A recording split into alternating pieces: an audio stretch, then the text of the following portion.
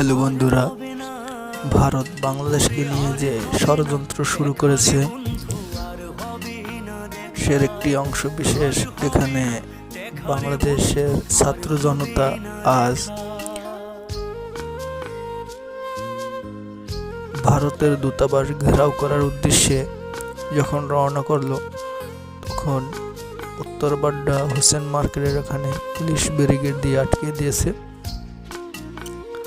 আটকিয়ে দেওয়ার পরে ছাত্র জনতার সামনে এগোতে পারে নাই। সমস্ত রাস্তাঘাট ব্লক করে দিয়েছে, বন্ধ। তো আমি সেদিনকার গিয়েছিলাম, তো গন্তব্যস্থানে হাঁটতে হাঁটতে গিয়েছি।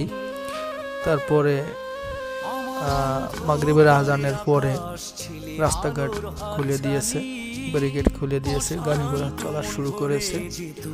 তো এই হলো ভারতের চক্রান্ত। সবাই সোচ্চার থাকেন।